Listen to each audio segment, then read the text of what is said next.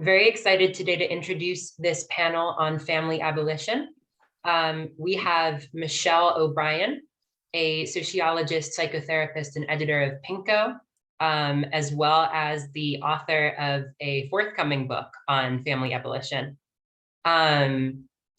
We have a philosopher, filmmaker, blogger, podcaster, man about town, Daniel Tutt, who recently published Psychoanalysis and the Politics of the Family on Springer, with about some issues in Lacanian Marxism and the role of the family.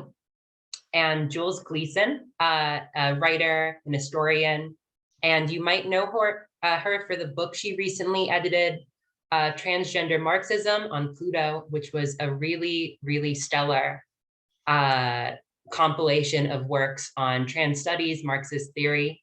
And I'm really excited to hear the contributions these folks have for you all today. So I'm just going to let them take it away. They're going to be three short talks from Michelle, Daniel, and Jules, followed by some questions from the audience. So if you have any questions or thoughts on what the panelists are saying, go ahead and put them in the chat. Just so you know, this is being recorded, but we're not using your audio or video for the later recording of this without your consent. So just go ahead and put any questions or thoughts you might have in the Zoom chat or Zoom Q&A, and we will get to them after all three of our speakers today have finished their presentations. So again, I'm really excited for everyone to be here today. And without further ado, Michelle, if you want to take it away. Sounds great. Okay. It says I can't screen share. Sorry about that. Luke, would you mind? Okay, here we go. How is that? Can you see my slide? Great. Okay, hello everyone. So for my talk today, I've a couple of images from book covers and things that I wrote, but mostly I'm going to show you work of the artist Gordon Matta Clark, who I don't have anything in particular to say about. So I hope you enjoy the images. So I want to begin by thanking the program's organizers. Public events on family abolition are still quite rare, and it's a particular honor to be appearing here with these two other co-speakers. Jules' co-authored 2015 essay, Kinderkam, was the first text of family abolition I came across written in my adult life, and has really done a tremendous amount to open up the space for this kind of conversation. Daniel Tutt's more recent book is very impressive. I'm only about halfway through it, but I'm very, very excited about it. I considered several approaches to today's talk. I have a number of published pieces and a forthcoming book on family abolition, and the obvious thing to do might have been to read an excerpt from it. But I decided not to do that. I thought of writing something really original, trying to engage the topic, and decided couldn't quite manage that for reasons I'll talk about. Yesterday, as I was working on this, I had an admissions interview for the next phase of my psychoanalytic training. I'm 2 years in at the moment, and there's some incremental interviews along the way. And the interviewer opened the interview asking if I was a communist and closed the interview asking if I was a trans woman. And the experience was quite unsettling and brought up a lot of things about my kind of political alienation from some of the conservative-leaning, liberal-leaning psychoanalytic community that I've encountered in New York. And for various personal reasons, made it very difficult to sort of generate this topic and engage on it. So instead, I've decided to give you a kind of slightly personal intellectual trajectory on questions of family abolition, sort of following the arc of some of my work and thinking about some of the topics that I was engaging as I was working on it. And hopefully this will be somewhat interesting to you all. So first up here, I was involved as the lead editor of an anthology, the cover depicted here, on revolutionary feminist thought that was a part of a communist readers put together by activists roughly linked in the communization tradition. And I found a peculiar puzzle as I was working through the many decades of mostly communist, but also anarchist and radical feminist writing about gender and sexuality, that many authors return to critiquing the family as the kind of focus of their thinking about how to transform gender relations in capitalism. But what they meant by family was really quite widely varied, as were their proposals for how to overcome it. My longest work to date on family abolition tries to grapple with the questions raised by this reader. It's an article and notes, and it argues that the changing meanings of family map onto structural changes in the condition of working class reproduction. So as capitalism changed over the course of the 19th and 20th century, the terrain of how working class people were able to live and organize their domestic arrangements changed. And this in turn transformed the communist thinking about what the role of the family was, or how family abolitionists envisioned transforming society. The historical genealogy of family abolitionism also helped me think about how a critique of the family is a powerful tool of forging what Marxist feminists sometimes call a unitary theory, one that effectively embeds gender and sexual oppression within the circuits of a capitalist society. The family under capitalism has long served as a central pivot, linking together capitalist labor markets, gender roles, sexual relations, the organization of unwaged labor, and constraints on the means of survival for gender and sexual deviance. Adopting a normative family form, I argue in that essay, was a strategy through which a sector of the white working class in North America and Europe asserted their social legitimacy as part of a broader struggle to win the franchise and build power. This legitimacy was formed in direct opposition to and in contrast to those excluded from normative family forms, such as sex workers, queers, the very poor, indigenous people resisting colonial subjugation, and the Black working class. Race and colonialism are central to constituting this social legitimacy. The family is a system of privatized households, as Jules recently commented to me, was a central mechanism of indigenous dispossession and colonization. In the United States, racist state policy and labor markets undermine the possibility of Black family stability. Black feminists have been particularly attuned to the pathologization and repression of Black intimacy, Black women's erotic life outside the family, the heterogeneity of Black care relationships, and have questioned and debated the desirability of aspiring to achieve a Black family that resembled its white property counterparts. In surveying this history, I developed a deepening skepticism about efforts to imagine family abolition under the conditions of a capitalist society. For one, despite decades of living in various queer and trans deliberate communities and households, and having an unconventional domestic and parenting configuration in my own life, I don't particularly valorize voluntarist attempts at alternative forms of living within a capitalist society. Though there are some basic considerations of care, consent, love, facilitating development that we can judge families on today, I don't want to spend much time on judging people's personal choices about who they live with, who they parent with, or their currently existing domestic arrangements. Tutt's book makes some compelling arguments about the need for patient experimentation in domestic arrangements, a call I certainly attempt to live in my own life. Those trying to live differently, however, will come up against the contradictions of labor market dynamics, private property, and the capitalist state. The only way to form stable, alternative, chosen family household arrangements under capitalism is the same as it takes to form a stable normative family: access to owning private property, access to a steady income stream, and the tolerance of your local state authorities, not a template for generalized working class rebellion.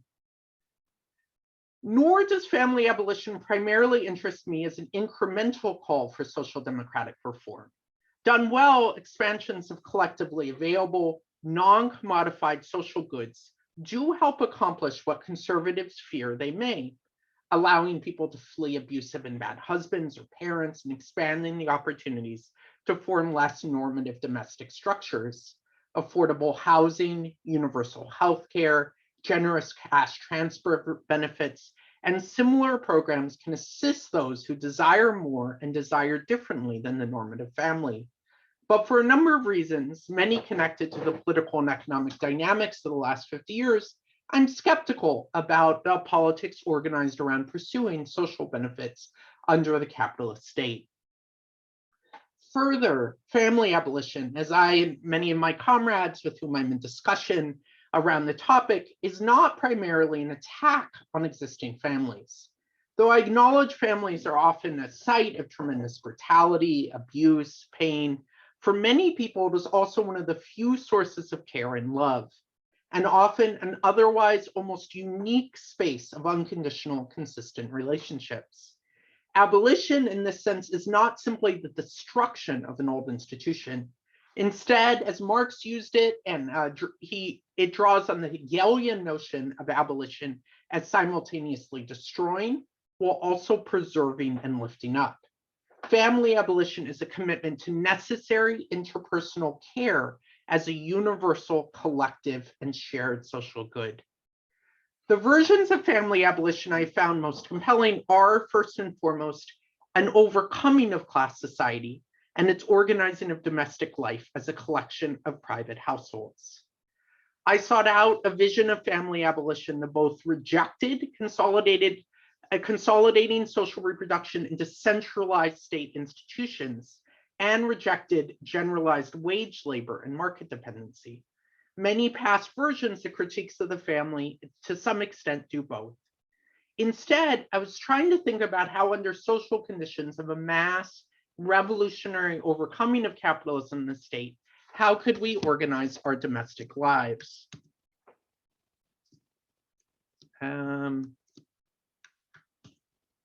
Okay, I'm trying to jump ahead to a slide. It's not quite working. Here it is. Okay.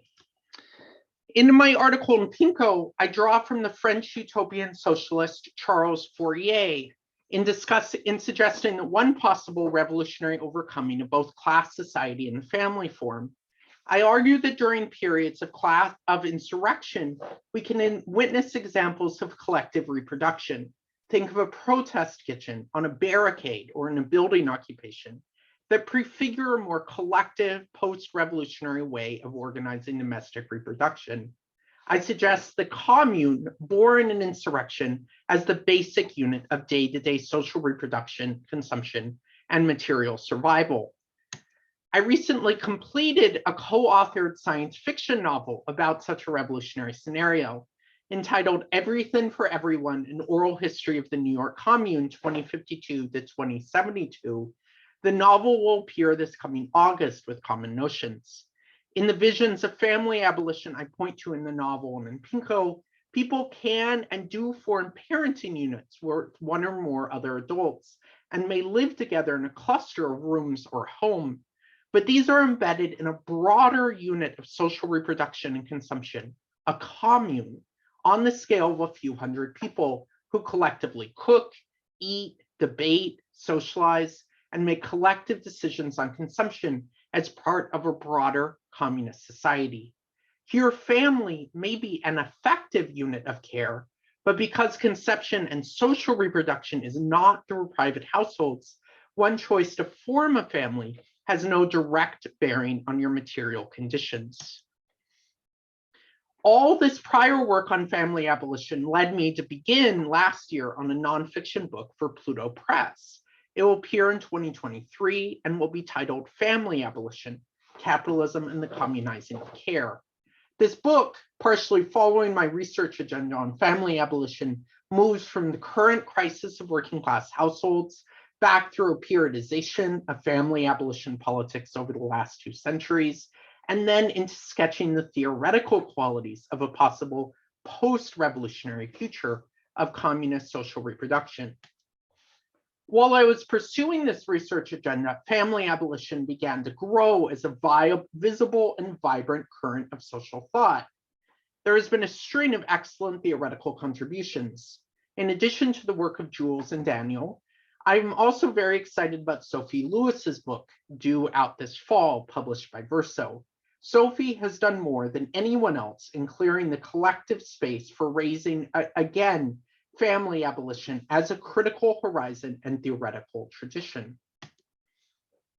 Over the course of this research on family abolition, I completed a largely unrelated PhD on queer social movements, facing a dismal academic job market, and drawing on my prior professional career as a social worker, my long-standing personal analysis, and my amateur passion for Lacan and Freud, I decided to pursue training as a psychoanalyst. In the final months of my dissertation 2 years ago, I found employment at a private practice psychotherapy clinic, built a full caseload of mostly other trans patients, and enrolled in one of New York's various psychoanalytic training institutes. I am now 2 years into this psychoanalytic training.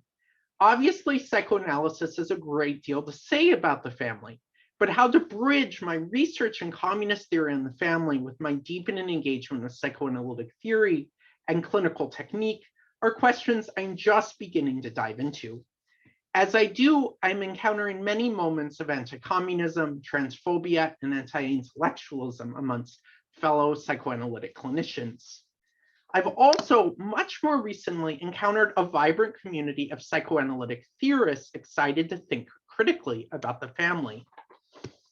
Hannah Zevin and Alex Colson recently recruited me to help co-edit a new magazine of psychoanalytic theory called Parapraxis. Their plan for the first issue was The Problem of the Family.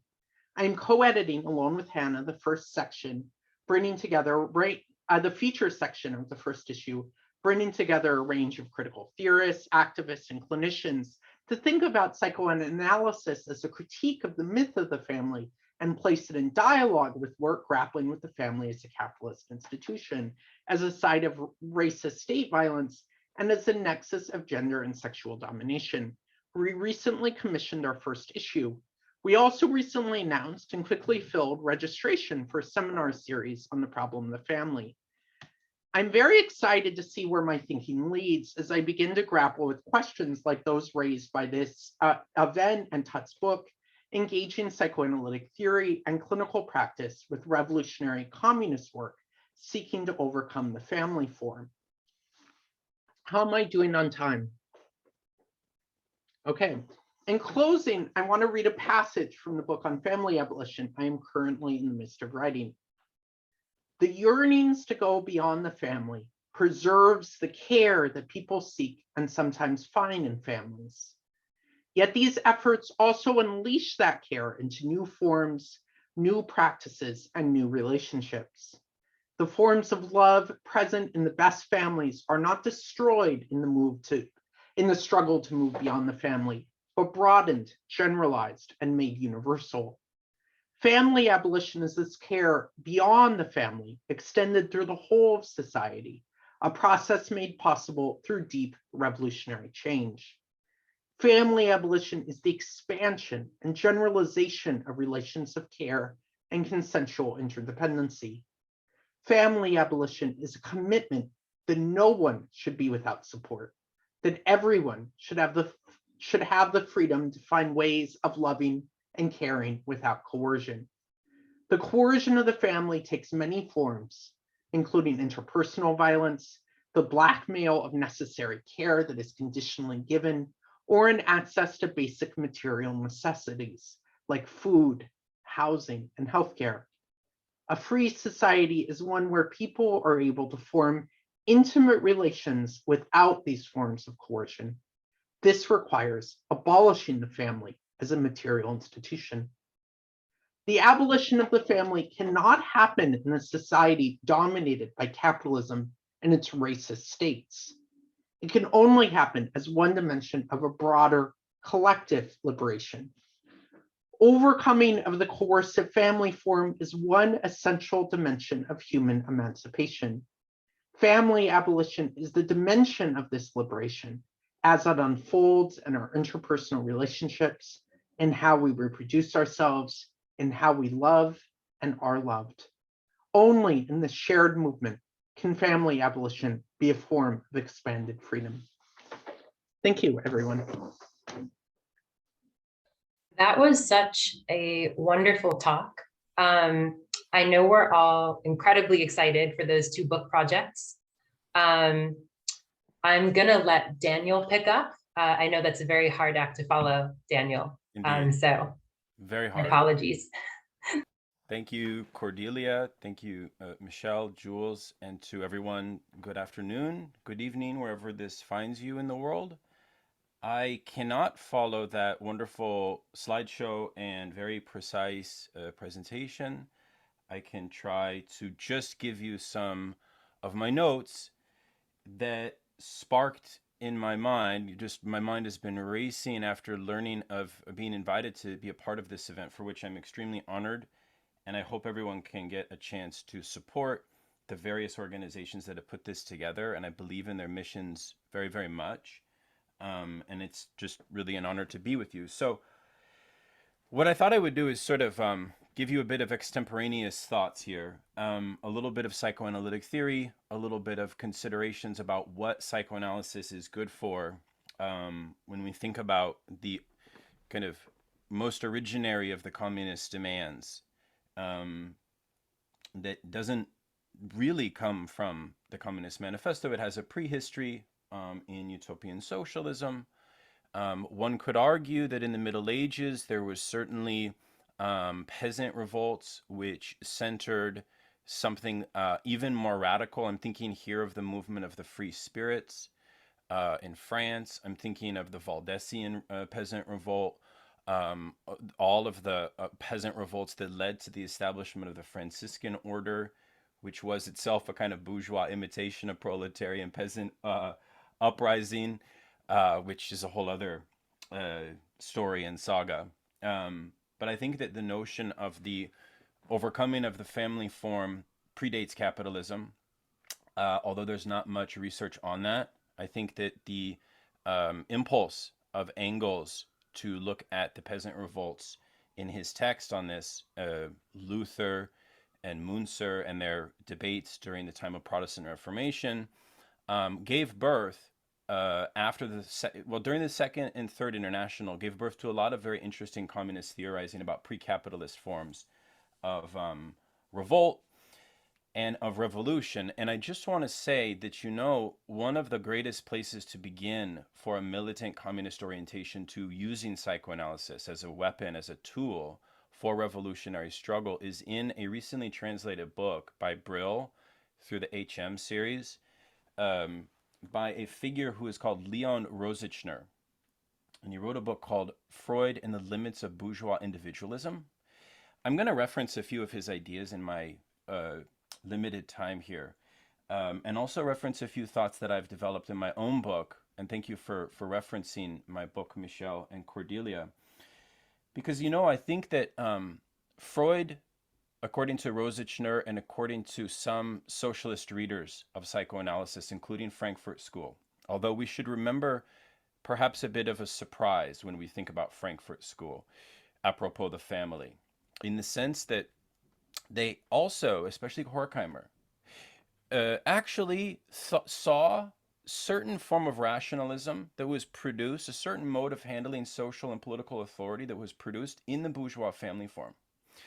And they saw that not late capitalism, that's a dirty word, but they saw the direction of capitalist development after the Second World War as producing conditions of a crisis of Oedipality, such that those conditions would harm political solidarities, would harm communist organizing at a libidinal familial level. In other words, they saw something, and this goes to Michelle's point about the notion of abolition as sublation.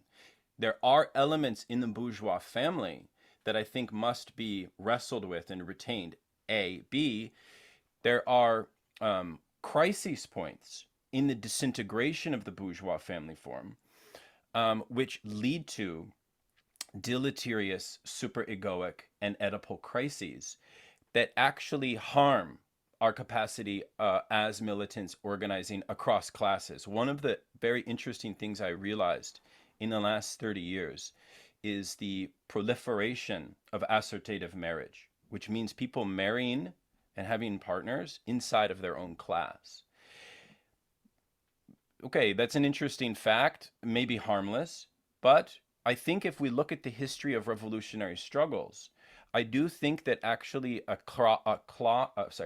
cross-class collaboration, cross-class communication, cross-class solidarity cannot be reduced to a kind of petty bourgeois thing, because we have to understand that the socialists who ascribe to a kind of moderate social democracy have a tendency to accuse family abolitionists as being kind of petty bourgeois utopian dreamers.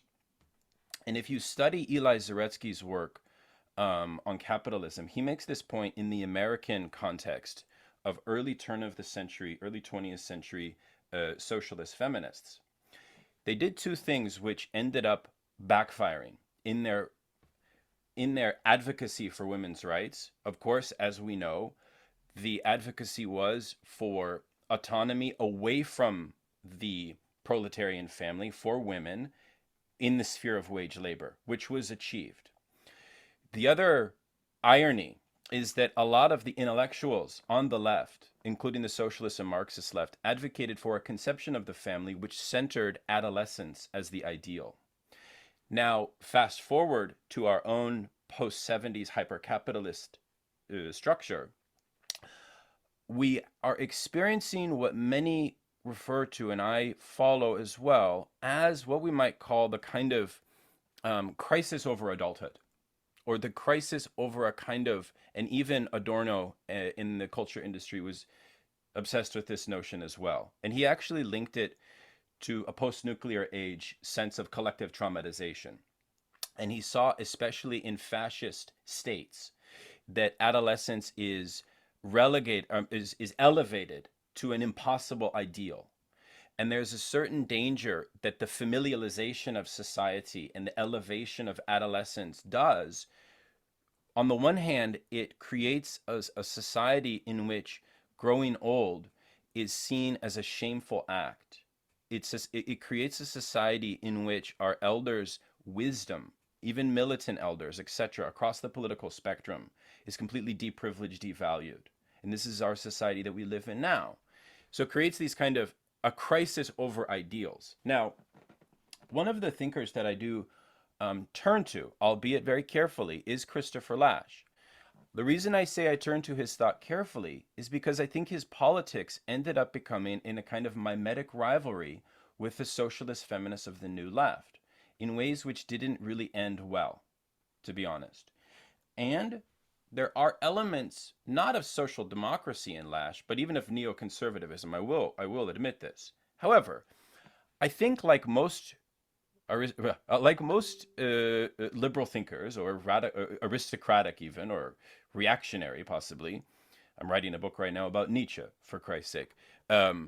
There are elements of the conceptual apparatus that thinkers give to us that we can use, but I think it becomes an ethical question of how precisely to use them. So what was Lasch's position on the question of the family? Well, Lasch's view, in short, I would characterize as operating on a model whereby late capitalism, finance capitalism, the early trappings of neoliberalism, were creating the conditions in which the family is facing a fundamental incapacity. Almost in a weird paradoxical sense, the family is returning to what Zaretsky refers to as the birth of subjectivity. He makes a beautiful argument, Zaretsky does, which Lasch follows, and which I think we should all basically accept historically, which is that the proletarian family, and of course the black proletarian family is essentially a part of this, gives us the modern conditions of subjectivity because it experimented itself, albeit what it was given as a family form from the bourgeois family, with a form of leisure, with a form of minimal leisure, of self-making, of self-reinvention and struggle and toil, which was not necessarily outside of the value form, but which was kind of, let's say, a kind of compromised haven in a heartless world. Now, what's interesting is the dialectic of what happens on the left and the way that the left and the liberals communicate calls for family abolition. And this is what I refer to as a concept of what I call paradox of liberation, which is both a material question of any liberation movement, as well as a rhetorical question that I think is at the heart of the discursive dimension of calls of militant family abolition, which must be careful around co-optation. Because in what sense? Well, we already know from the experience of the New Left, in the new spirit of capitalism, which I think is an argument that most of you should be familiar with, Chiapella and Boltanski. You know, they make this kind of, by now, cliched argument that the New Left reproduced. And of course, Foucault is to blame, according to some, although that's a whole other thing. The slogans, the demands, the core libidinal basis of the revolutionary upheavals of 68, etc., found a home within corporate business literature, right? There was a kind of transposition there. So I think that family abolition needs to humble itself. We as militants need to humble ourselves in recognition that our ideas are taken seriously. You see the point? And as such, we need to kind of build into our thinking that potential of co-optation on the one hand. On the other hand, to reference psychoanalytic theory for a moment, one of the big ways that we can understand the status of the family today, in my view, is by reference to a concept which you see in Freud, but which is really developed more by the Marxists that read Freud, which is that for Freud, the individual mommy, daddy, me family unit, right, of the bourgeois family is the kind of link to what Freud calls superego. And that, of course, it is the presence of the father who instantiates that adhesion, that libidinal cathexis. So when the psychoanalysts today are speaking of a society which is in crisis over Oedipus, or which I'm sure is a phrase that you've heard, one of the big debates that I track, and I think that is worth discussing, is, are we pre-Oedipal? Are we post-Oedipal? Are we in a crisis of Oedipus? Well, what exactly is Oedipus? Would be one place to start. And here I would define it as follows. Oedipus is a drama having to do with the constitutive work and labor involved with working through ambivalent paternal identifications and attachments, which are also unconscious. As such, we can envision a society in which families, and this is an argument that the Japanese philosopher Kojun Karatani develops in his reading of Freud, which I also follow, makes the argument in a quite beautiful, precise way that late capitalism, finance capitalism, consumer capitalism, if you like, is superego deprived. In other words, there's a kind of delinking of the superegoic mechanism and its relay system to the other form of the superego that Freud identifies, which is sometimes called the collective or social superego. And in a way, what that means is that the side of the family becomes riddled with a profound apoliticism. In other words, the question I think that we need to ask ourselves is, yes, some kind of abolition of the family qua class formation, absolutely. But furthermore, what in fact could we do as a precondition to revolutionize the family that we have now? And for that, I try to suggest that we need to experiment in what I call the commune form. Now, the New Left era, and of course going back to the utopian socialists, had experimented with such a arrangement. We have a history, we have a playbook on this. One of the things I think that's important is to understand the status of paternal authority within any experimentation in commune living. What do I mean by that? Basically, I think that we on the left need to be able to speak about the crisis of paternity and the crisis of the authority of the father. I think it's well known that something has been downgraded, obviously, in the father's authority. Yes and no. It's too difficult for me to say that as a total statement, but nonetheless, it is a tendency for which this social or collective superego has a tendency in a pre-Oedipal society in general, such that subjects wish to invent or to create a monstrous other figure to stand in for the absence of the more local superegoic father. That then becomes an animating gesture of fascist politics, Bolsonaro, Trump, etc. There's many languages and theoretical lineages that we could pull from to articulate the necessity of a pre-Oedipal society to construct monstrous fathers. But what would it look like for a radical alternative to the family to handle the question of the father well? What would it mean? I mean, one of the beauties of Lacan, and Cordelia, tell me if I'm almost done here, and I am almost done. One of the beauties of Lacan is that he tried to invent a way around this in the sense of what he called the pluralization of the father function, which is that, yes, there is an elemental Oedipal overcoming in the familial network, yes, but there is also a kind of more constant Oedipal process which follows the subject throughout their life. And by that, we mean that the Oedipal function has to do with the invention of a new desire. It has to do with initiating the subject into and out of the family.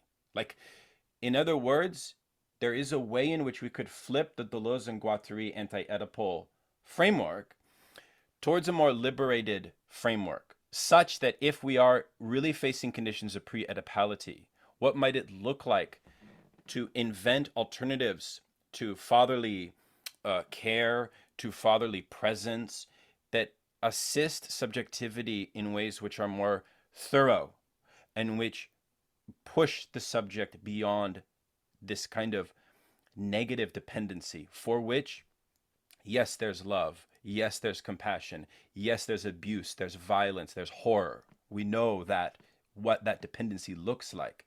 And one of the insights that Freud gives us is that the experience of being a child is the only time in your life where you never rebel because you're in a state of pure dependence. And then he says something beautiful, which is that society constructs and reproduces and replicates that form of infantile dependency in what he calls artificial groups, the church, the army, etc. And that's what we talk about when we say society is structured around Oedipus, you see? And why we must overcome it. Why we must overcome it. Why we must overcome these forms of dependency. Not in a libertarian way, but in a way committed to a more thorough form of liberation. And I think that the Marxist and communist vision is the only way that such a vision could ever be lived up to. So hopefully I haven't gone over time, Cordelia. Do I have more time or am I good? You have 6 more minutes. Oh, okay. Now I got all of my passionate stuff out of the way. So let me let me take a step back and just say a couple more things then. I want to say a few things more about this notion of discourse and of rhetoric, because I think that in our culture today, we are perceived in ways which box us into a certain superegoic formation.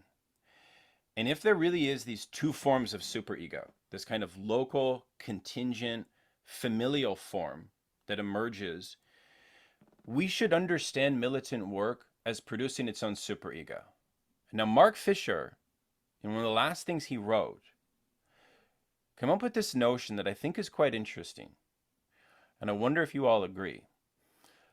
There's many things in Fisher which I'm not fully committed to, but let's just follow this line for a second. He said, on the militant left, there's two forms of superego that compete with each other. Because one of the other things of our society, of an Oedipalized society, is that unconsciously we have an allegiance to authority figures, which we can't adequately touch. And we rather rival with ourselves. So we on the left rival with each other. And he said there's two forms that it takes. He calls a militant ascetic Leninist superego, which defers questions of the revolution of everyday life, questions of familial organization, etc., defers that to an after point, after the revolution, versus another model of superego, which he calls cultural unconscious, for which he's working with the American socialist feminist Ellen Wills. It's a quite nice idea, which is that a conscious recognition that this domain that we are speaking of links us politically, socially, aesthetically, to the vital unconscious thread which we all share in common. And that this is the site of the revolution of everyday life. Because we're not merely talking about just this one institution of the family that needs to be overcome. We're talking about what are the preconditions for a conception of political organization that would be committed to the overcoming of the status quo as such. By me saying that, we also have to recognize that that involves the class conversation. And I think one of the areas of research, as I mentioned before, has to do with centering what it means to have a working class family life in existence today. And that's one of the things I try to track in my book, right? But I think that Fisher's impulse about this competition on the left, and I'm not sure that that dichotomy is the right one. But nonetheless, I think that there's something about that. And I think that we've all seen this. I saw it in my participation in Occupy. I think that there's a kind of way in which psychoanalysis can give us a language, give us a theoretical framework for thinking about ways to overcome these divisions that we naturally put ourselves into. Because every time we revolt, we also create a new set of ideals. And we need to be honest about the kind of ideals that we're creating in our experimentations with changing the society. And when we're doing that, I think psychoanalysis basically humbles us in a certain sense. And I think that we should treat psychoanalytic truths as humbling truths, because ultimately these are truths having to do with matters which are very much out of our control, our autonomy, and so on. If anyone's done analysis, you'll know what comes up. You'll know. And let me just say that, you know, it's been really nice to be a part of this. I really look forward to the discussion. And I'm just here. I have to pick up my kids in about an hour, but my mother's visiting from out of town, and she's looking for jobs on her phone up in my daughter's room. And it's really a blessing to be with you all, and I can't wait to have a conversation. I'll close there. Thank you very much for that, Daniel. I know anyone who hasn't already picked up a copy of your book will be looking for one. So I wanted to hand it over to Jules, and I wanted to say again, because I forgot to give it a shout out when I was introducing her earlier, Kindercom was probably the first thing I read that put some concrete meat and bones on family abolition as well. And I think it's really hard to understate its importance in the whole conversation we're having now. And so I'll let you take it over, Jules. Thanks a lot, Cordelia, for that touching intro. Also, it's a delight to be part of this event with the Learning Collective and with Daniel and with Michelle. And I've really gotten a lot out of both of those talks, which I found especially helpful because I think there was a real historical dimension to both of them. And this talk is going to be a bit more 21st century strictly oriented, or even 2020 oriented. So I'm glad other people had that covered for me. So thanks a lot. This talk is called Yes, We Should Abolish the Family.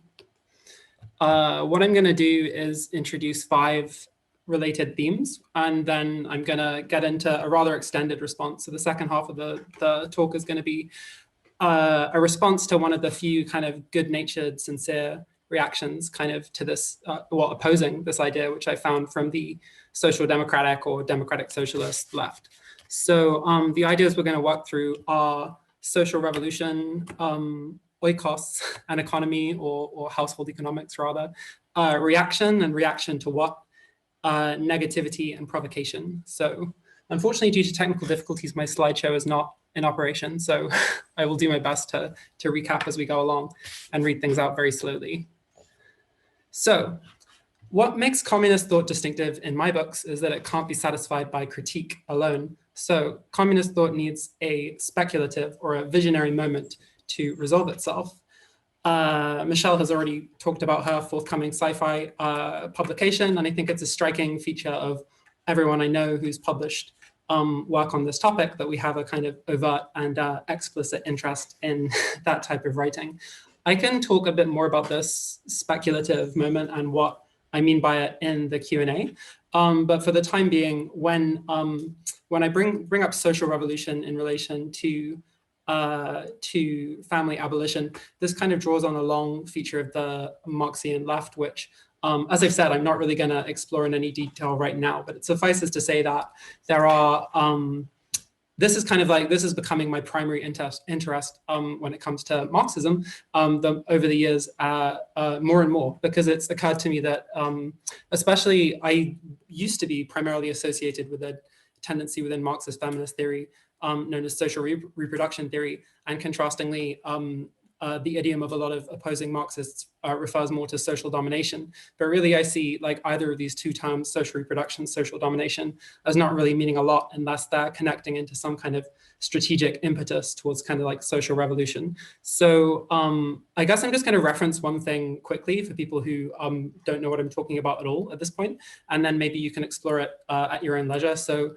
the best book length exploration of the idea I found is George Commonell's Emancipation and Alienation in the Works of Karl Marx. So I've written a review of it for Tribune magazine, and yeah, this kind of explores particularly the development of like social revolution as a concern that followed on from the French Revolution, and seeing political revolutions as kind of an insufficient breakthrough. So the thing with political revolutions is they are ostentatious and overt and visible, but really the relational aspects don't necessarily get transformed. So when it comes to family abolition, the point is that really sort of one is required for another. Like it's difficult to conceive of the sort of social relational transformations we want to achieve without some kind of basic transformation to the household. So this brings us on to the second point, which is like the oikos and economic, household management. And I suppose one of the reasons it's occurred to me that abolish the family is kind of the thing we settled on is other formulations have a sort of jargonistic aspect. So especially this appears when we talk about private households and their development. So, so private households is probably more strictly what I'm interested in abolishing, and especially the different ways which they've played out ruling class ideologies, not only throughout capitalist history, but also prior to it. So, so when it comes to this topic, I guess I'm just going to read you out something. Well, I'm going to read you out some, I'm going to repeat myself, I guess. So increasingly, like the thinking I've been doing has been informed by a thinker, Angela Mitropoulos, who I'm going to read out a passage from the introduction of Transgender Marxism, which is where we refer to, where myself and Al O'Rourke, my co-editor, sort of introduced this set of ideas. So let me read this out. So capitalist society turns on what Angela Mitropoulos has analyzed as the organization of predictable economic and genealogical ordering, the nexus of race, gender, class, and sexuality, as well as nation, constituted through the premise of the properly productive household, she says. While this is a truly tangled and mutable arrangement, it is always imagined as a natural order. To grasp the process at work, we cannot set aside questions of convention, the salto mortale, that aleatory leap across contingency that is necessary for the valorization of capital, finds its unavoidable foundations in the assertion, formalization, and contractualization of genealogical ties of dependencies, and the norms, laws, conventions, epistemological claims, and moral philosophies that naturalize them. From Aristotle to Ricardo, Malthus to Polanyi, Smith to Hayek, the annals of political economy recurrently constitute the ideal market citizen through a series of racialized, gendered, and sexualized exclusions. So, so this is the kind of like framework, this is the kind of perception of the household, and it's kind of like, especially the key point here, I suppose, is that the household is not only a focus of ruling class or the ideology, but also it's clearly a means, an institutional means for these things to be developed and to be played out. So this is why we see in right-wing opinions, let's say, the household appearing in a particular way. And one aspect of right-wing thinking on the family is that they don't seem to have the kind of like uncertainty and lack of clarity that progressives often run into. They have a very clear picture about what they mean by a family. And this is something which is very useful for them. So this kind of brings us into the third point, which is the question of political reaction, and reaction to what is kind of my my big question. So this is like a riff on this Ian Hacking's social construction. So Ian Hacking always says with social construction, well, social construction of what? What is being constructed? What is the endpoint? And I feel like when we consider the current insurgent tide of the political right, which we see in the United States, and the rather less the more institutionalized at this point form this is taken in countries like Britain, Russia, Poland, and Hungary, we have to, which are all basically one-party states at this point, in large part due to this kind of binding household-oriented ideology. So when we're considering both the insurgent and institutionalized forms, we have to kind of consider what exactly is the point of reaction? What is the impetus for this kind of thing? And what I'm going to argue today, but I can't really prove to you, and we can discuss further in the Q&A, is that there's not only some kind of perceived destabilization of household norms, it's not only a matter of ideological fantasy on the part of the right wing, but that there is clearly some sort of objective breakdown of the kind which Daniel was talking about, perhaps one which extends even further than merely paternal authority. And especially on any demographic measurement you care to look at, the operation of this economia, as Mitropoulos would put it, has not continued to function in recent generations in the way we might expect. So, so that's the kind of hopeful sounding news for revolutionaries. But this kind of follows through into my next stage, which is that the reason we talk about abolition is because we need a certain negativity at this moment. And I suppose when I say like we need a certain negativity with abolition, I'm aware of like ongoing disputes and back and forths, and especially basically a lot of this discussion comes down to like German philology. Like there's a lot of discussion about this exact sublation Aufheben term and exactly like what was meant by it by Hegel and Marx and so on.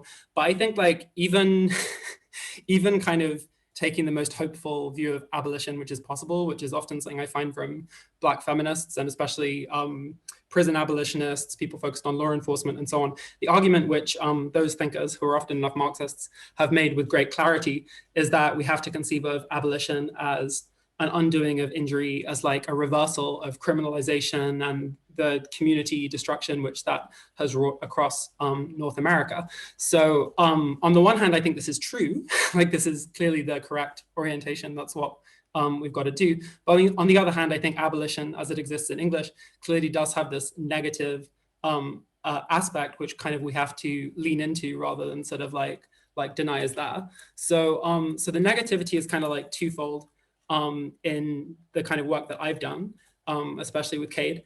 And also it's something which I just want to explain as follows. So firstly, we have a pessimism about heterosexual families as something which can be redeemed or easily replaced, or yeah, basically the question of redemption, like we don't like reformation is not something we really conceive of as possible in the current circumstances or any conceivably imaginable circumstances. But also, yeah, also I have a certain skepticism towards the forms of resistant kinship and how far those can take us, because a lot of people have a rather more optimistic stance towards alternative frameworks of care and how far those can really resolve things. And there's two reasons which I think we can't rely on those, which I suppose I've elaborated on before, but I'll just recap now. The first one is that the amount of damage being done by private households and heterosexual relations there within is basically like infinite. Like it's always going to be a matter of like putting out fires and catching up with it. So that's the first problem. And the second problem is that these like alternative institutions or resistant networks or whatever we want to call them will only really succeed insofar as they are succeeding at producing people readied for the kind of coercive relations of capital. So those are like my two reasons for pessimism there. So this is why like a certain dose of negativity is kind of needed in our abolition. So fittingly enough, my final creative me point before I move on to responding to people is provocation. So I'll be really quick with this one. So basically the reason I think that I talk about abolition and the reason it's worth however many however much like flack and negative attention and let's say creative accusations it's drawn towards me, is that I think theory just needs to be unsettling. And this is kind of the key point. Theory needs to like unsettle and disturb. And this is I've heard this within the Marxist tradition, argued most succinctly by Assad Haider. There's one piece on like what theory is for by him, which I recommend checking out. But again, like I think this provocation, this like unsettling aspect kind of has it's kind of got two faces, right? So the positive face is that you often end up getting surprised by the kind of the number of people and who the people are who've been through this process of like dispossession and injury from families or private households. But secondly, there's kind of like a negative face, which is also like very beneficial as well. And that's that often you have people who are sort of loosely culturally left-ish, let's say, who suddenly turn against you. And this is something which is very valuable to know if you're a social revolutionary, because ultimately, if it wasn't going to be the family, it would be something equivalent to it. You see what I mean? It's like sooner or later, you have this parting of ways which happens. And often I think it's best to do that sooner. So this brings us on to my final section. And this is where I'm really sorry I don't have a screen presentation, because like I'll try and read out these quotes very slowly, but also I'm reading something which is available online. So if you want to go on your browsers and get it open, that's fine. So I'm going to talk about a piece called "Should We Abolish the Family" from 2019, which is by a democratic British socialist called Tom Wyman. Yeah, and I really love this piece because a great proportion of the reactions or the responses to family abolition have been kind of nakedly dismissive, or like, let's say, totally dismissed it out of hand in a way which I find informative in its own right, but haven't really given us anything to work with. But Wyman's piece is quite a contrast and quite a remarkable bit of writing. So, so as I say, you can find it in the outline. It's freely available online, so do feel free to check it out as I'm talking. So Wyman's piece is primarily a response to Sophie Lewis's book, Full Surrogacy Now, Feminism Against Family. I suppose the family is also against feminism, but there we go. So Wyman is particularly interested in Sophie's cuckold's dilemma, as I call it. This moment in the book, in the introduction, where Lewis recalls that she had an interaction with their father, where they kind of scoffingly brought up the notion that they would be dispossessed or whatever, or like in any way that they would in any way be less their father's child, were it to turn out that he was not biologically their actual sire. At which point, Lewis's father turns stony-faced and clearly responds in silence in such a way that he wouldn't really consider this relationship to be continuing. So Wyman reproduces this anecdote and I think very, very fairly reconstructs Lewis's argument towards abolition, the strategic claim, before performing this remarkable pivot. So he pivots towards saying that this is kind of like a nauseating set of ideas on another level. So while he can nod along quite reasonably, on the emotional level, his response is something quite different. So intriguingly, this essay at this point, I was sure, seemed set to go down like a psychoanalytic bent. In fact, Wyman compares his visceral reaction to that of a Brexit voter who says, you know, I know it's bad, but I want it. So, so this essay seems to sort of be making the beats that would lead it towards a psychoanalytic conclusion, insofar as it's establishing this realm of the irrational, which is beyond actual logical justification. But rather than doing this, Wyman actually pivots once again and introduces Hegel, who, of course, as history of thought nerds will know, is one of the most prominent rationalists and indeed an irritant for social theory on exactly that basis. So we have the irrational back to rationalism, and especially a figure of patriarchal authority swinging in a very interesting way. So, not only does he introduce Hegel, he also shifts to discussing one of the most notoriously conservative texts by that thinker, The Philosophy of Right. So Wyman, in fairness, is not oblivious to this, the kind of harsh qualities of this text, and he doesn't make an apologia for it exactly. He even quotes Hegel as saying that the aim of parenting is breaking the child's self-will, which of course is pretty much what I think most family abolitionists wouldn't go that far. But this is then reframed as contingent entirely on The Philosophy of Right being written in 1820. So this opens up for me an interesting historical point, sadly, back to the 19th century. This kind of leaves me wondering at what point in Wyman's construction of things, the family structure undergoes some kind of ontological reformation and ceases to be about the destruction or constraint of self-will. Nevertheless, I'm largely in agreement with the kind of Hegelian position which he outlines, which is that the family simultaneously presents a point of restraint and liberation, and exactly that it's hard to conceive of any kind of distancing or moving beyond the family, which doesn't imminently arise out of it. Now, I had another point here about the family and education, which I think I'm going to skip over for reasons of time. But long story short, like a beloved comrade of mine, Alyssa Adamson, has written a whole thesis on queer spirit and Hegel. So if you want to know more about education and family and those things, please do check it out. But the gist of it is in this essay, Wyman establishes the family as one of the key bases of recognition. So one of the places we become ourselves, which of course, like as family abolitionists, this is exactly something we agree with and something that makes it such an interesting and illuminating target for social revolutionary activity. But then finally, there is an interesting treatment of biology in this essay, which I think actually doesn't come from Hegel at all. But nevertheless, I'm going to read it out to you. And if you've got it up on your screens, that's even better. Right, so Wyman says,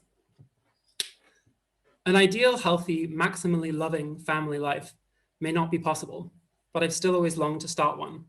When my son was born, he was drawn to his mother for irrational biological reasons, although not necessarily one ship. He recognizes her smell from her months long gestating him. Her breast milk tastes like the amniotic fluid which he drank in the womb, the taste of everything he has ever known. It would make no sense to conceive of this beautiful, demanding little worm as anything remotely resembling property, but I still wouldn't obviously want to choose for him to be raised by anyone else save me and his mother. Further, he would be unable to make such a choice. Days-old baby do not make these kinds of choices. The decision to set oneself against your primary caregiver can only be made against the background of however your primary caregivers happen to have formed you. I'm kind of unsure about reactions to this, which I'm going to get, because on the one hand, I think perhaps some of you listening might find this reasoning convincing. Some of you may recoil from it. Some of you perhaps have a mixture of both. But I found it especially striking because, as frank as it seems to be, it also seems to offer no reply to Lewis whatsoever, because Lewis's moment is one of realizing paternal love's strict conditionality. So the potentiality or the potential outcome of being rejected by one's parents. And this kind of switches exactly 180 degrees to the child's rejection of the parent. The validation of maternal biology is very interesting. It seems obviously in Hegelian terms very recognitive, like he is acknowledging the capacities which he lacks. But what actually also vanishes is the paternal biological involvement. That becomes completely unspoken. Indeed, this is the kind of key to avoiding the cuckold's dilemma, which Lewis poses. So it's actually not really a response.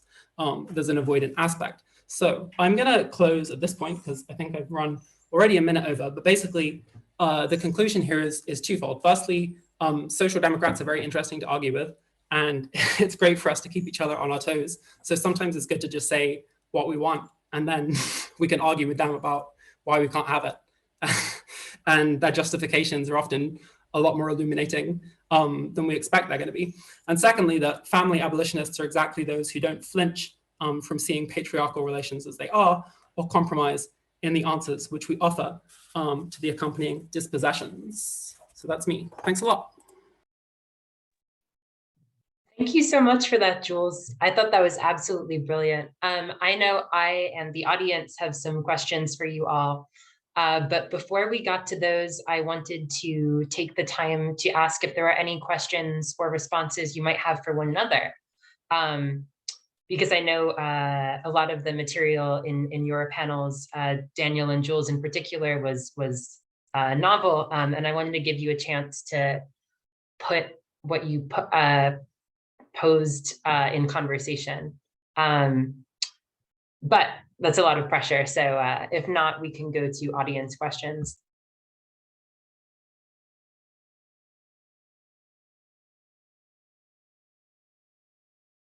I'm fine either way.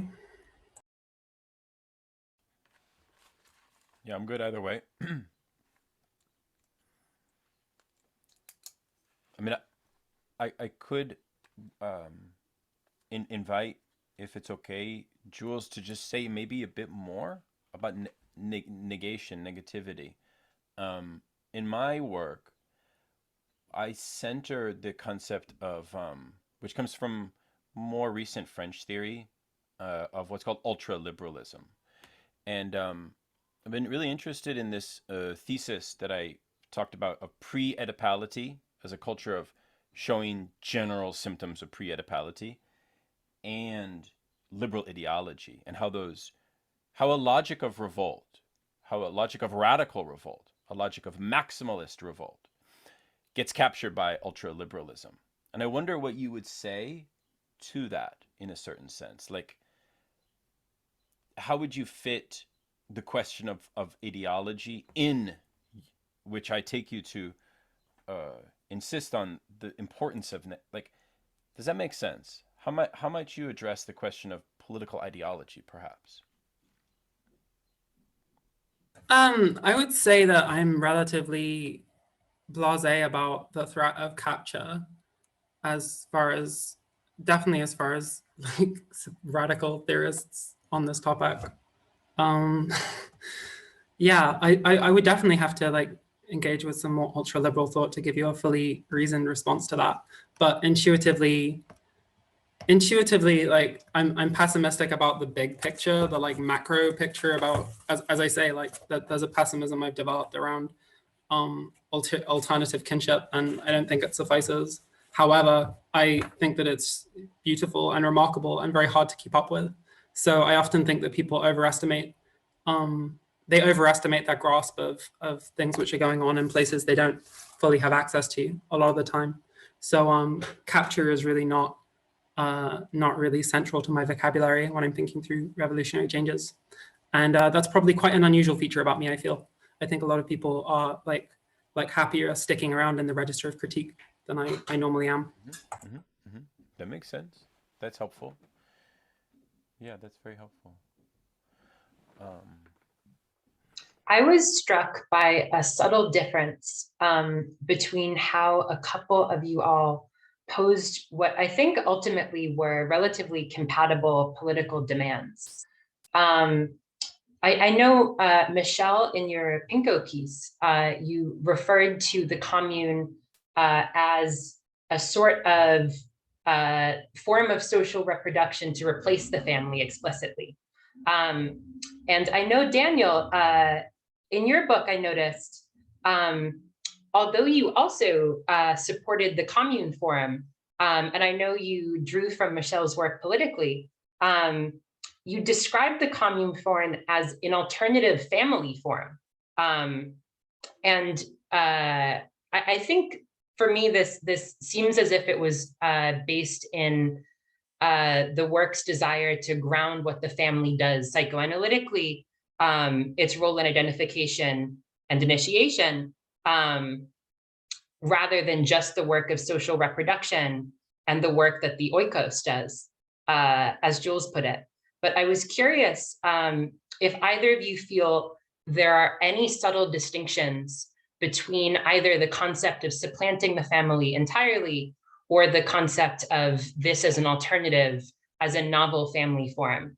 Maybe you think this is purely semantic, but in any case, I wanted to hear maybe if it exposes any of the tensions in how you all frame what the family does.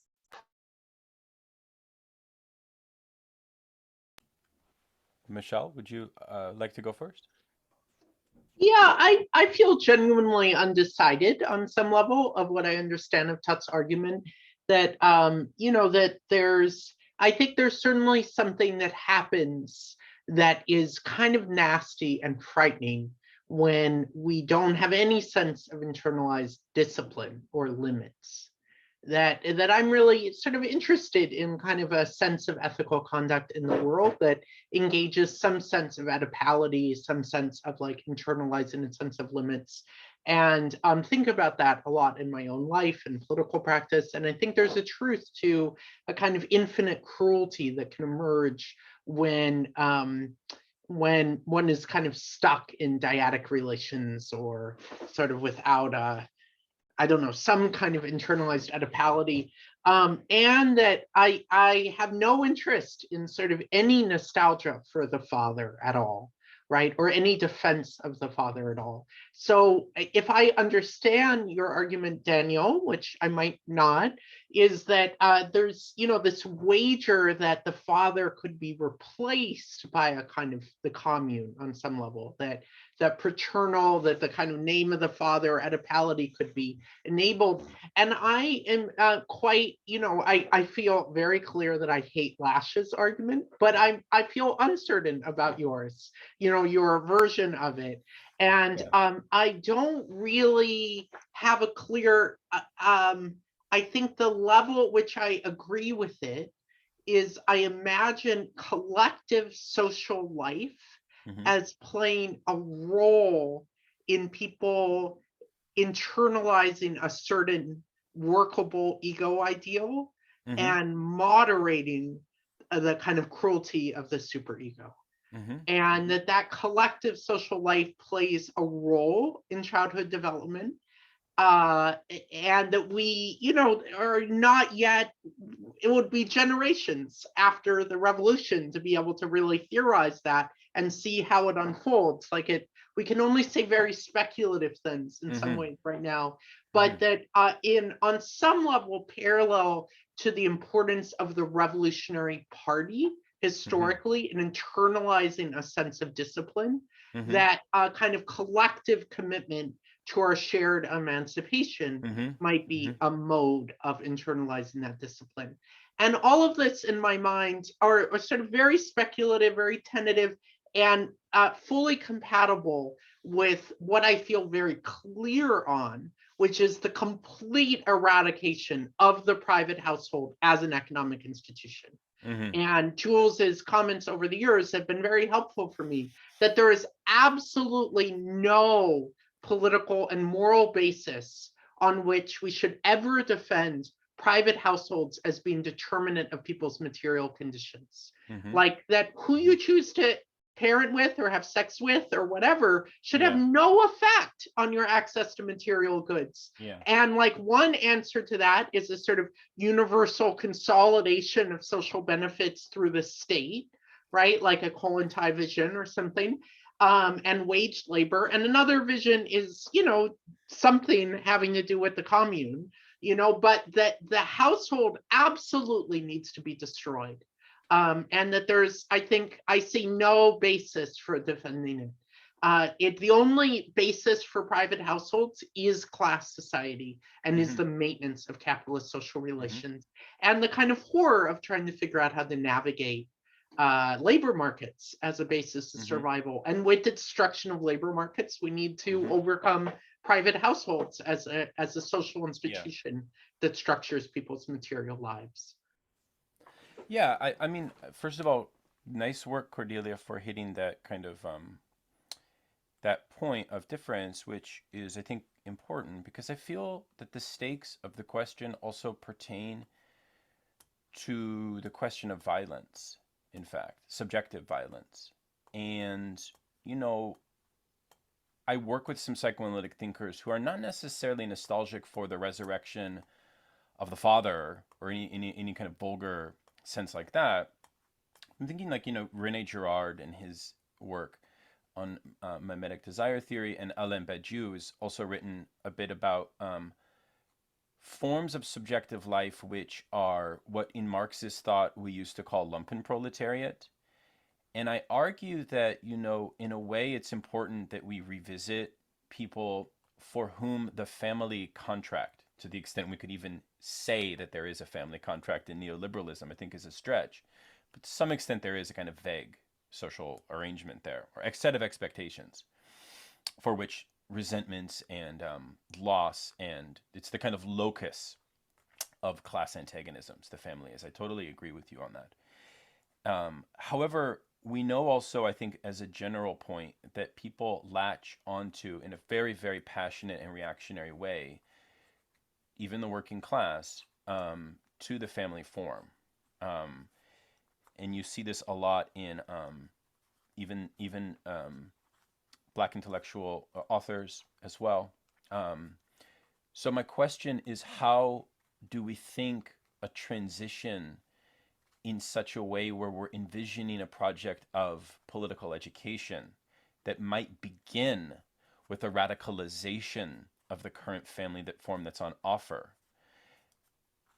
I only speculate a couple ideas apropos something like a commune, but I think that this is an invitation for us to think of other forms, in also in recognition of the fact that, I think that because this group on like where we're coming from generally, even though we have these disagreements, we generally have solidarity with each other.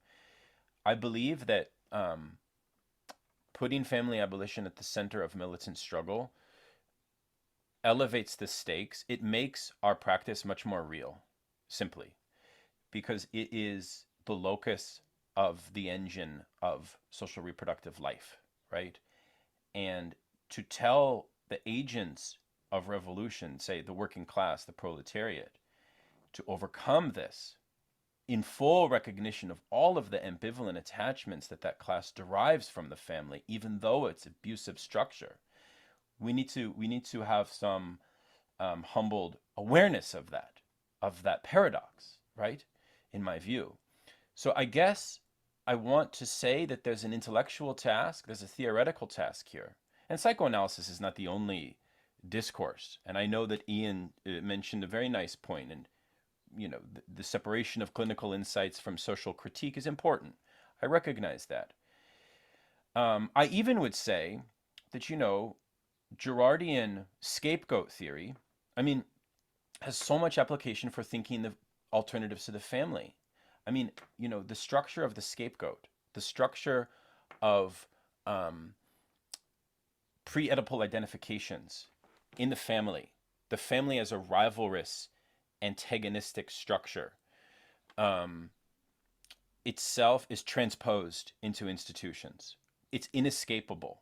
I'm almost more interested in understanding the psychic transplant process of familial structure outside of the family as a private bourgeois institution as such, in loco parentis laws on campuses, right? How do we understand this? How do we understand the status of adolescence as an ideal and its deleterious effects on political mobilization, for example? To me, I feel like it's a question of political education that we need to do on the left around, because look, Engels, one of the things that Engels did is he talked about the degradations and the suffering of the working class family. We have new sufferings. We have different forms of suffering that people have. And I think as Marxists, it's extremely important to center the real hollowness of our society, the emptiness, the suffering that we experience. Literature, art, aesthetics, all of that's a part of that. Anyways, I'm going to stop there, but I think we can discuss this for so long. Thank you. Thank you so much for that. So I wanted to pick up on a particular theme in something you just mentioned, Daniel. And this tracks a theme in your book apropos of the crisis of initiation. This idea, this critique of perhaps the status of adolescence as an ideal, this sort of conception of present day society as involving some sort of protracted adolescence. I think this is interesting because so far in these talks, and to some extent in the pieces written on family abolition, I feel like there hasn't necessarily been a great amount of explicit programmatic attention to the status of the autonomy of children, adolescents, and so on. And so I wanted to maybe open up the discussion, see if there were any thoughts apropos of the relationship between family abolition and the current, in particular, in second wave feminist theory of emphasizing the liberation of children, not only with regard to the extent to which the liberation of children does meaningful work in abolishing the division of gendered labor, but also in the extent to which that this is an expansion, this is continued work towards non-exclusion in this broader political sense that we seem to share as communists.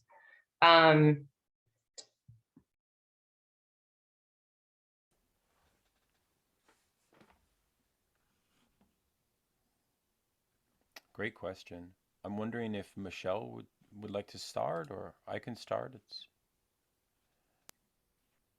I wanted to add, Michelle, this made me think of your Hamintern, the Hamintern interview, which I assume will be related to, similar to the forthcoming novel you mentioned, because it provides a lot of the same themes, but maybe not from such an explicitly theoretical slant. Yeah, definitely. I mean, so I'll put it in the chat, but I did this piece a few years ago that is a full oral history interview and forms the penultimate chapter of the novel. So, and it's sort of talking with somebody who grew up in a commune and sort of what her childhood was like, and some of her opinions about the world and her approach to art and friends and what she's looking forward to. It has a kind of depiction of transformative justice in the context of having an abusive parent.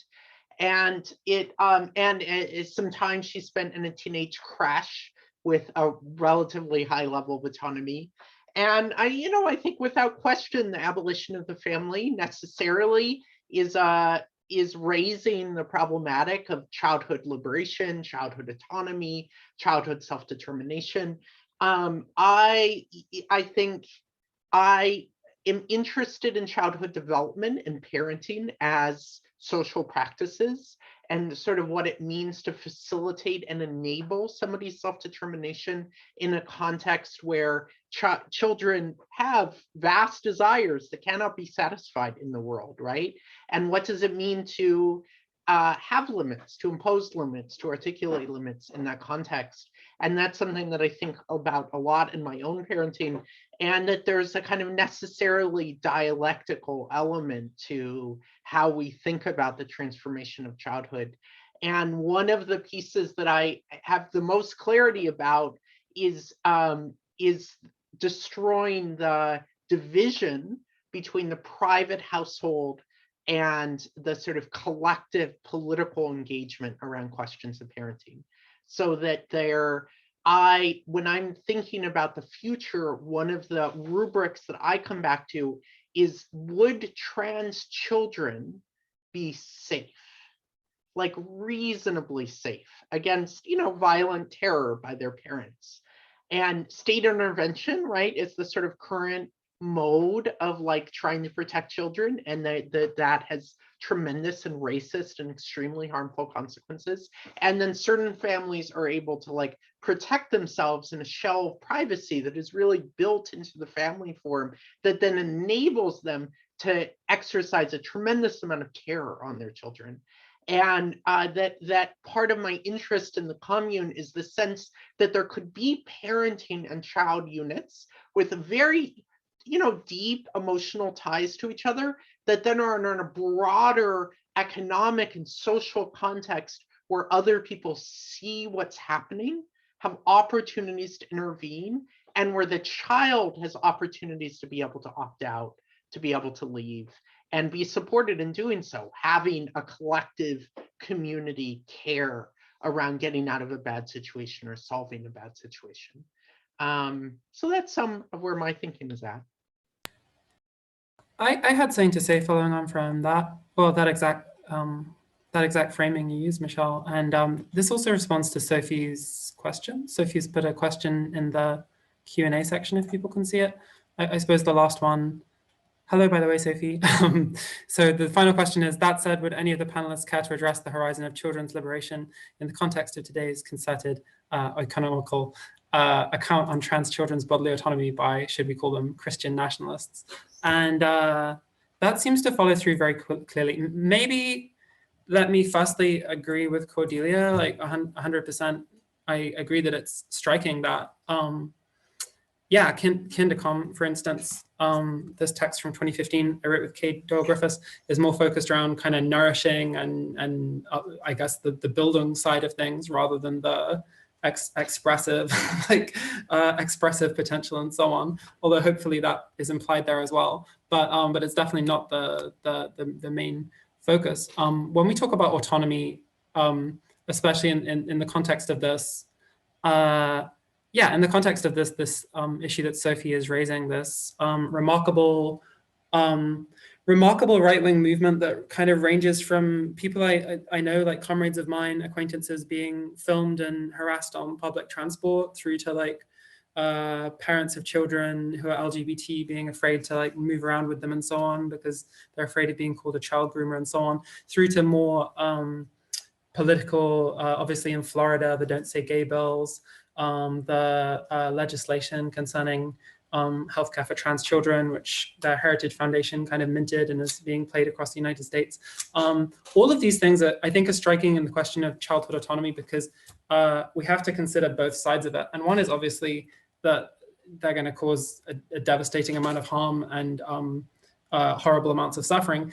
Another thing to consider in terms of childhood autonomy, however, is that they do pose a remarkable constraint on parental authority, which overall the United States as a set of governments is usually remarkably reluctant to do. Like you're allowed to sign off on cosmetic surgeries your child is reluctant or even completely refusing to do when they're capable of speech. You're able to send them to conversion camps in other states. For instance, there's a huge list of things which parents are definitely allowed to do. But at this point, it seems like the anti-trans moral panic is such that this is kind of suddenly like restraints and constraints are appearing in the worst possible ways. So I don't really have like a conclusion to draw from that. But when we're thinking about the current climate, this is what is especially striking to me, that there now has to be a limit on parental relationships, on clinical relationships as well. One of the most interesting things for these bits of legislation from my angles is there are always specific exemptions of intersex children because of course these operations, these damaging procedures need to be continuing as scheduled. So yeah, very precise and very specific constraints on parental authority seem to be appearing. And that is something which I guess needs to be like a departure point from us, as well as like something we are defensive against and try and reverse.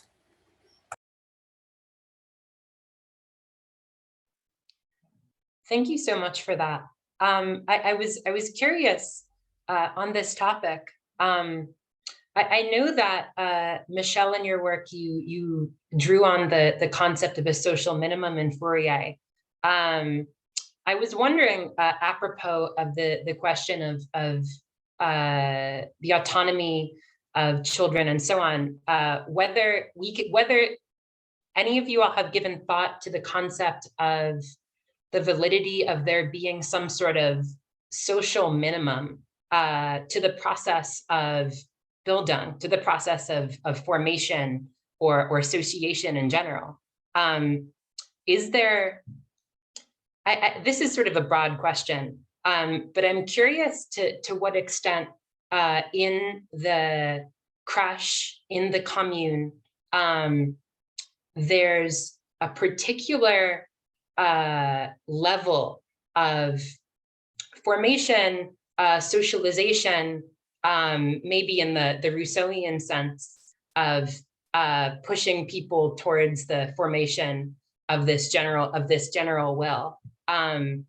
Whether there's a particular bar that we expect that in these sorts of scenarios we would continue to expect people to meet. Essentially, I'm wondering how we square autonomy and communal demands in these settings for these schemes.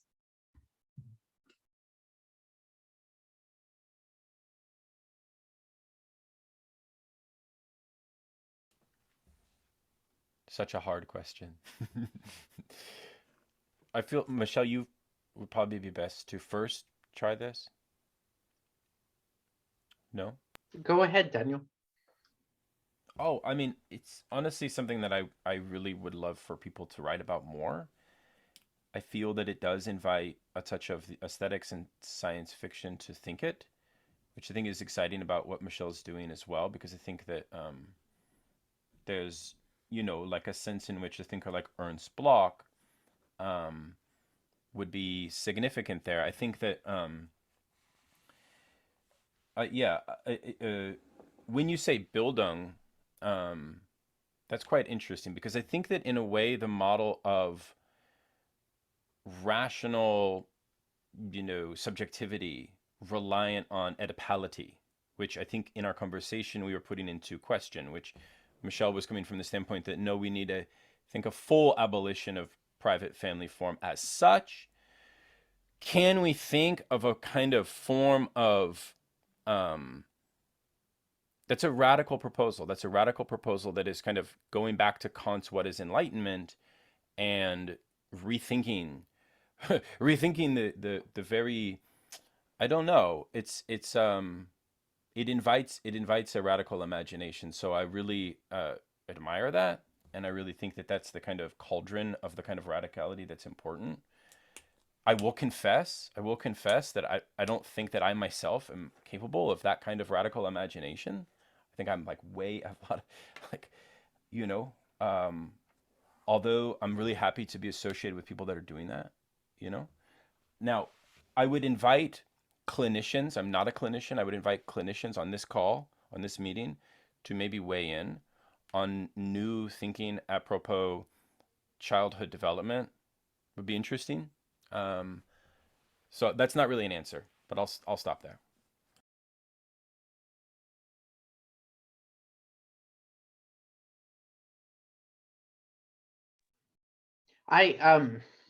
I'll say with Fourier, the social minimum, I hope, is basically a universal commitment amongst communists and socialists and Marxists. I can't imagine a just society that doesn't have a social minimum, a sort of commitment to housing and food and healthcare for everyone. The more challenging point for Fourier is his commitment to the sexual minimum, to everyone's sexual needs being fulfilled, and this being a sort of collective shared commitment.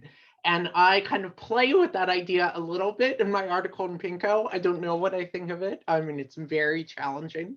I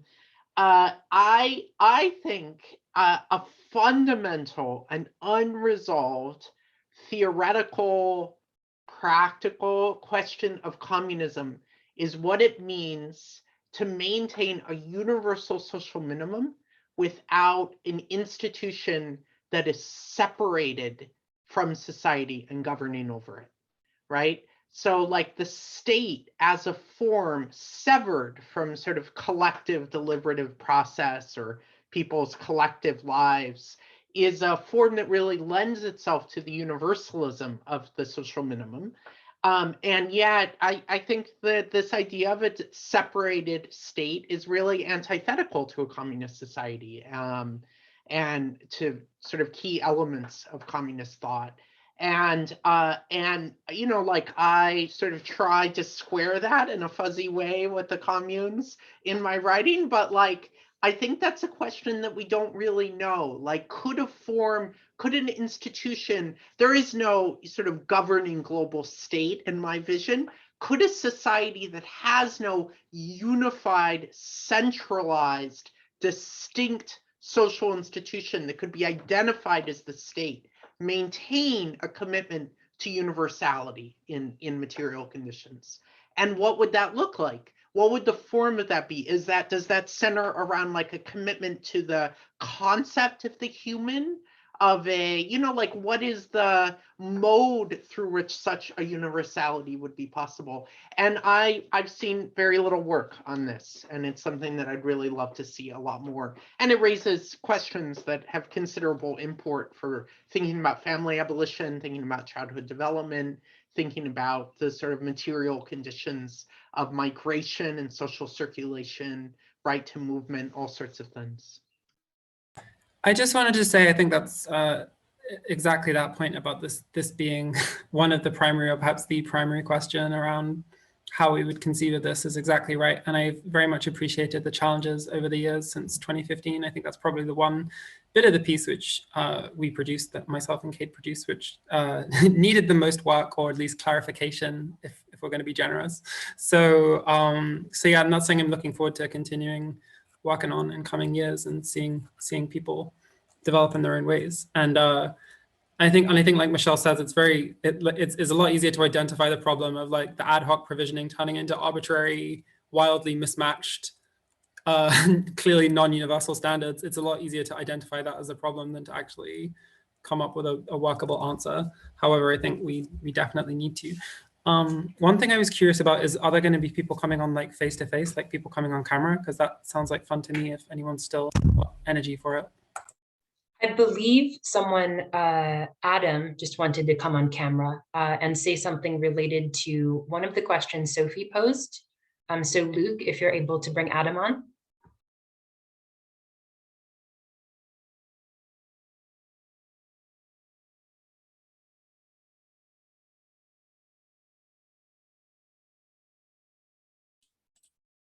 Hello. Hi. Okay, hello everyone. Thank you so much. It's been a really fascinating seminar. I just had a question on capture, because I'm skeptical about taking capture as a kind of danger from the outset, but at the same time, I think from a sort of Fischerian point of view, not wanting to sort of get into 68 sort of style of a sort of tippies turned into Elon Musk kind of recuperation to get going. So I'm wondering, is there a kind of a danger in sort of formulating radical demands of family abolition from the outset against capture? Is there a danger that you could sort of do a bit of negative definition such that the concept of the enemy's reinterpretation or misinterpretation will over-inform or over-determine the demands themselves? So I'm thinking, I mean, to some extent, we have this in some social democratic circles, if you could even call them that, with the British Labour Party. It's how will this go in the red wall, by which they mean in the sort of the Murdoch-owned sort of red top, highly reactionary newspaper spaces. And in a sense, also, isn't there a problem of overestimating the capacities for capture, insofar as, yes, it will always reformulate your demands because that's what it does. There'll always be a Che Guevara t-shirt, doesn't mean it doesn't sort of provide a good manual for guerrilla warfare, so to speak. So else, I'm sort of wondering, is the overemphasis on capture, or is it always an emphasis or preemptive strike against capture, possibly conceding too much to the other side's, one, their power to recuperate, but also this, whether, if not this, whether this recuperation has the intended effect, so to speak. Yeah, thank you. I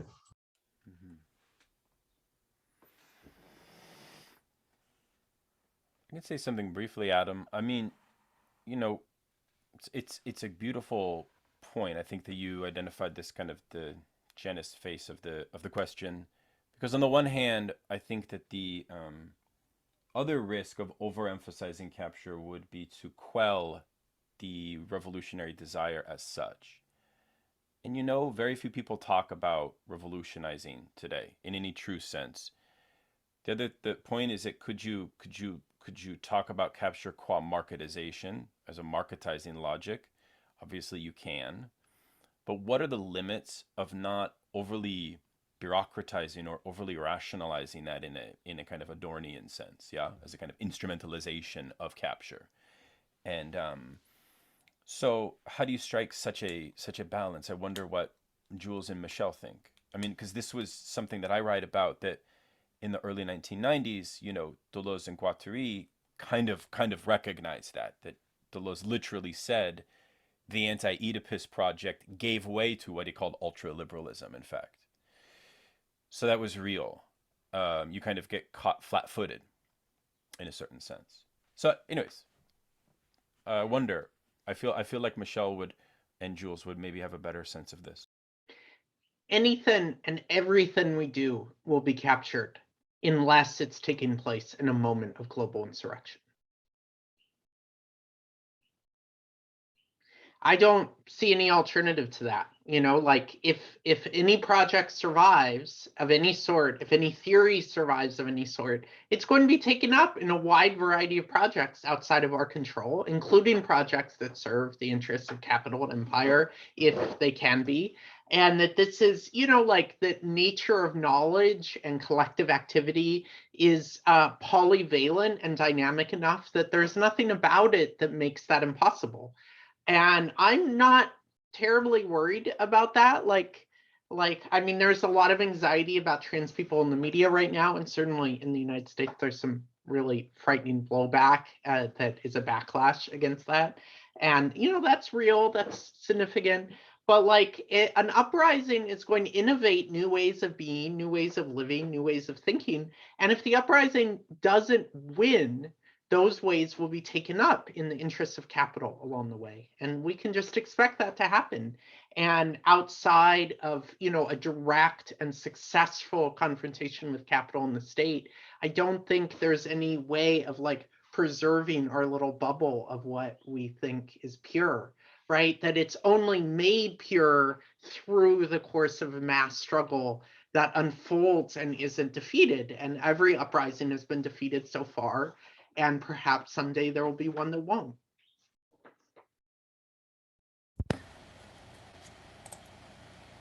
I almost feel like I don't have a lot to add to that because I'm in full agreement. Yeah, it's about the overall shape of the struggle and how that goes. And we can see this with any recent political movement you care to name, really. Like often there are these powerful, striking, arresting moments, and then these don't actually substantiate, or these don't actually last, to put it more simply. They don't last across the longer term, and what lasts is NGOs, the Democratic Party, the Labour Party in its worst forms. And yeah, well, that's the problem. I suppose when I say that I don't really worry about capture, it's not like part of my idiom, it's not part of my vocabulary. That doesn't mean that doesn't mean it isn't a concern in another sense. Forgive me for my shameless pragmatism. But I suppose what I was kind of getting, what we're getting at in in this 2015 piece in Kindercom is exactly that. Families kind of worth the name, like chosen families, houses, whatever term we use for it. If they function as such, then what they're doing is producing people who are available for selling their labor, or keeping people who are not able to sell their labor alive indefinitely. So that is definitely the problem. And that is, God, talk about social reproduction. I'm being brought some tea. Anyway, I have that's like the issue. That's the issue at hand, which basically, if a lot of these things are not really worth the name, you know what I mean? A lot of these things don't succeed in actually reproducing people in any lasting way. And exactly, like, a lot of my discontent with stuff around this topic is my own experiences, like in these spaces which try and kind of like collapse revolutionary activism in private life. And for the most part, I found them horrible, as have most people I've known who've been involved in them. Like, it's very difficult to actually found a commune under capitalist conditions. For a wide range of reasons. So anyway, actually, I guess I just had one small quick one to answer because that was, I suppose, a bit bleak, but I have a very rapid answer to this question. I can't remember who put it. Okay, this is a question about whether, apparently Cordelia said something on Twitter, which is fascinating, which isn't a surprise, whether after a process of abolition, the family would still exist in natural language use, at least in some vestigial way, and with regards to children in the family, without making cookshops of the future, how would the speakers sketch something institutionally about making kids' lives better? I think in the language use thing, surely what we would see is that like relational terms would still exist, but there'd be like a total decay of the differentiation between an adoptive or like a biological father that would become like a meaningless or at least a trivial, like unnoticeable distinction. I guess that's kind of like the key point. And when you consider how difficult that actually would be, I guess this gets us back to the cuckold's dilemma. When you consider how difficult that'll actually be, that I guess that kind of shows up the struggle, the struggle to actually kind of neutralize language choice is kind of like indicative, right? Anyway, that's as quick an answer as I can manage. Cool. So I really think the question on capture also does bring us back to class analysis in organizational struggle, because there's certain examples also of where capture just couldn't take place. I think we see this within BLM, for example. There's some places which were so true, militant, etc., that like capture was off the table, whereas other places maybe less so. And I think that a lot of that hinges on the activation of working class subjects in a way. So that's just, I'll just stop. I'll throw that out there as something for people to think about.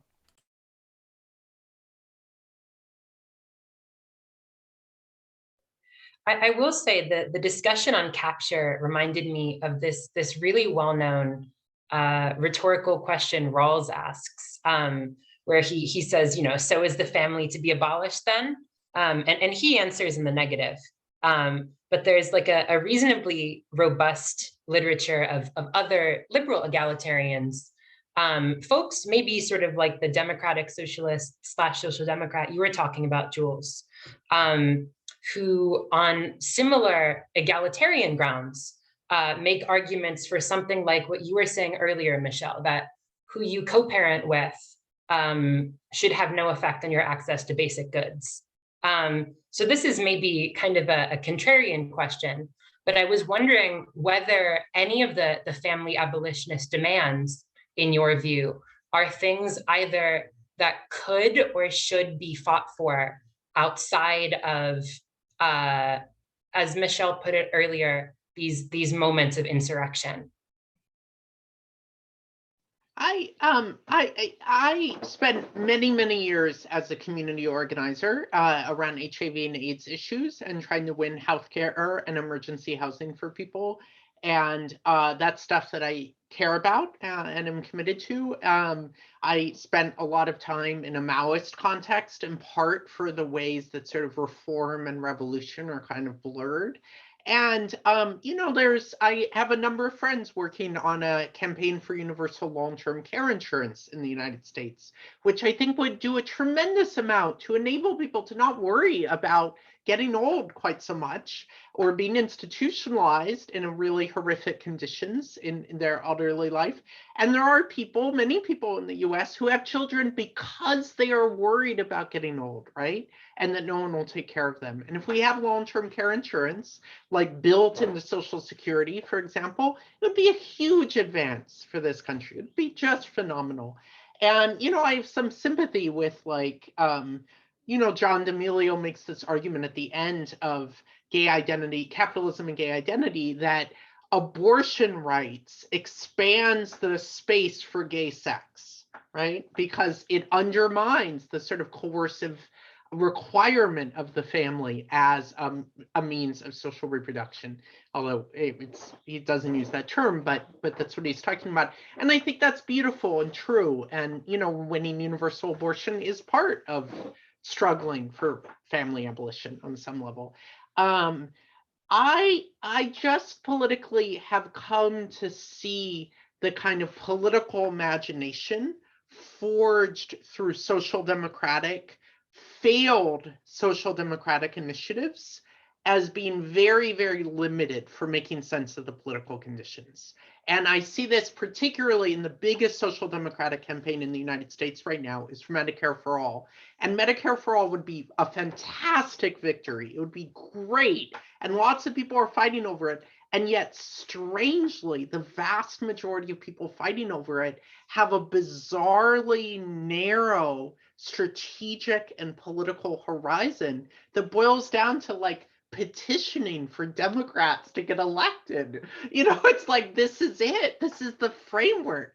And it's like the circumstances under which social democracy has been won historically are particular conditions of capital accumulation and tremendously volatile class struggle.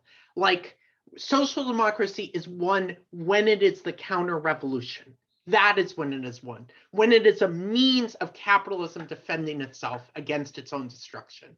And so given that, having a political horizon that limits itself to talking about these reforms is a strategic dead end. And so it's not a dismissal of the value of these things that leads me increasingly into talking about insurrection. It's seeing a framework centered around these things as having very little to offer strategically to the necessity of the present.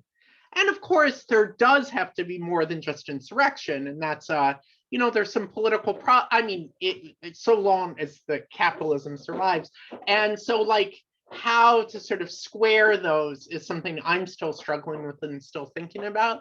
But I can tell you that my conversations with Medicare for All people are so crushingly disappointing that I'm not looking to them for the answers in that. I was actually not aware that John Rawls had asked the same question as Tom Wyman, and I'm now wondering if this is like liberal socio-democratic overlap or whether this is just philosophers training themselves to like deal with very peculiar questions that most people would not entertain fully.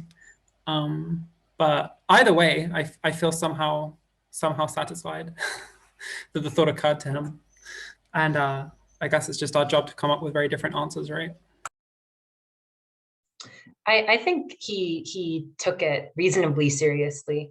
I know that a political philosopher, Véronique Munoz-Darday, argued that in his own work, he actually didn't really have grounds to not support the abolition of the family.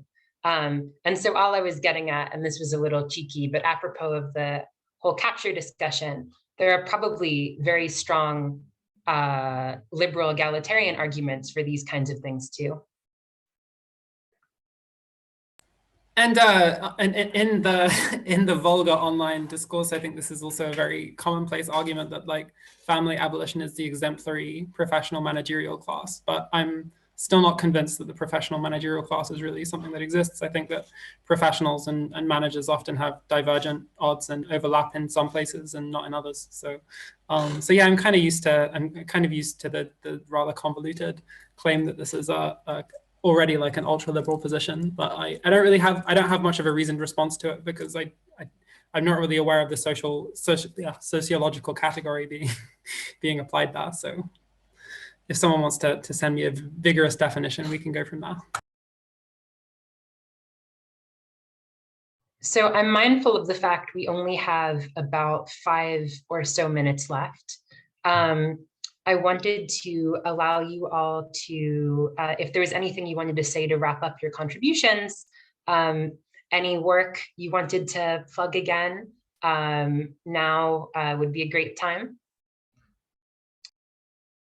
My novel will be available for pre-order in 2 weeks.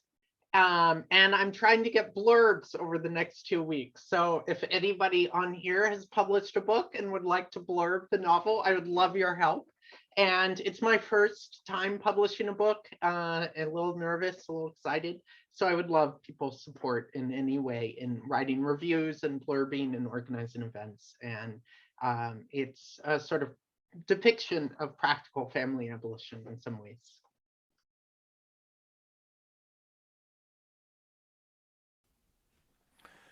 I would just plug, I do a study group on psychoanalysis and politics, SGPP. I'll put a link to the YouTube where we post interviews with theorists and political activists, militants, etc. And so check out, we also offer kind of seminars. We offer study groups of different texts. We just did Engels' Anti-Düring, which went really well. So check that out. As a plug, my book is available for like $40, which is way too much money. So if you want it, you can email me, and we can talk about, a PDF copy if you'd like to read it. But just want to thank the co-panelists and Cordelia and the organization that made this possible. I really learned a lot today, and I really just was honored to be a part of it. Thank you. So in terms of promotion, I'm not currently working on anything around family abolition. That may change in the future. Watch this space. I'm working on a book on the philosophy of intersex. That's probably not going to be out for another few years though. So that's me.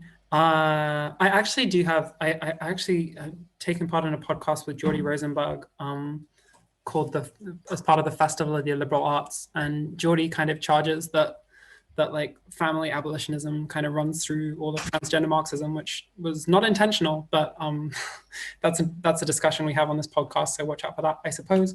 And finally, yeah, thanks to my co-panelists for these really stimulating and really, I think, some good-natured disagreements, as well as like obvious like developing the same same cluster of ideas. And thanks again to our hosts. And finally, but certainly not least, the questions from the audience were really remarkable. I think there was significantly more questions than I could really reply to. And especially what irritates me about Zoom is the way that everything gets automatically deleted. That's like my least favorite thing about this platform. So I've tried to capture a few of the comments in my own ways, capture in the sense of copy and paste, don't worry. And I'm definitely happy to chat about stuff if any of you want to reach out to me, email or Twitter message or whatever. I'm definitely up for continuing this over the coming weeks. Not tonight though. So yeah, thanks everyone.